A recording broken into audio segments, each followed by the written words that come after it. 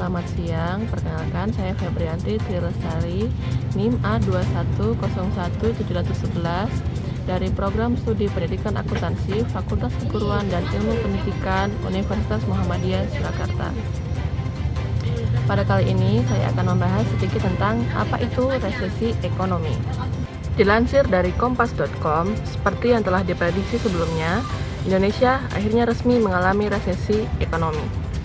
Hal itu seiring dengan kinerja pertumbuhan ekonomi yang sudah 2 kali berturut-turut mengalami kontraksi.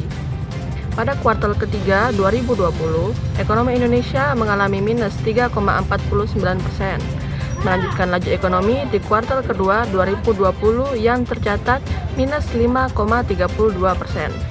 Selain Indonesia, sejumlah negara juga mengalami resesi imbas pandemi virus corona yang melanda hampir di semua negara di dunia. Seorang ekonom bernama Bima Yudhistira menjelaskan resesi adalah penurunan pertumbuhan ekonomi dalam 2 kuartal berturut-turut.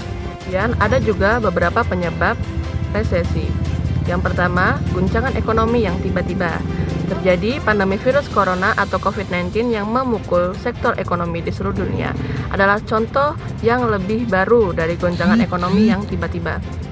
Yang kedua, ada utang yang berlebihan. Yang ketiga, gelembung aset. Keempat, terlalu banyak inflasi. Kelima, terlalu banyak deflasi. Dan yang keenam adalah perubahan teknologi. Hal-hal ini adalah penyebab dari terjadinya resesi ekonomi. Saya akan melakukan wawancara dengan seorang pedagang di Pasar Bosnik, Kecamatan Biak Timur, Kabupaten Biak Numfor, Papua. Dan teman-teman bisa lihat apa tanggapan dari pedagang tersebut. Selamat siang Ibu. Selamat siang. Saya mahasiswa dari salah satu kampus di Surakarta.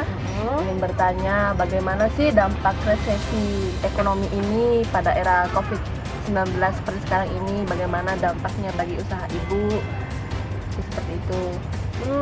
Kalau mengenai dampaknya bagi usaha saya itu dampaknya itu sangat buruk, dimana tahun-tahun sebelumnya kan yang belanja konsumen itu lumayan banyak, tapi setelah ada dampak COVID ini itu sangat menurun sekali, terutama pada pendapatan setiap harinya gitu.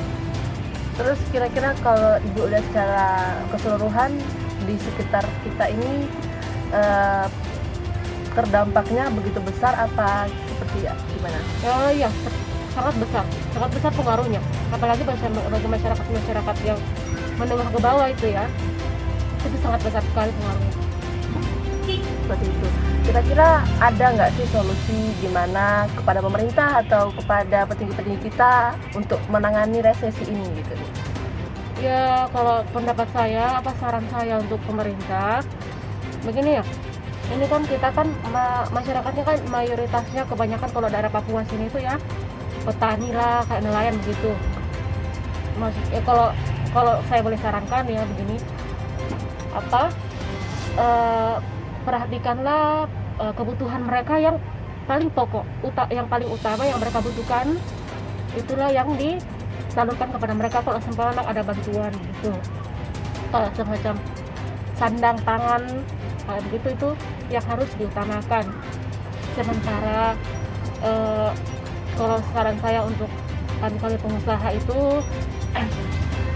maksudnya berikanlah barang-barang yang jangan terlalu ambil barang dari luar, tapi bagaimana caranya itu fungsikan hasil usaha masyarakat lah, kayak semacam petani kan ada jual-jual sayuran.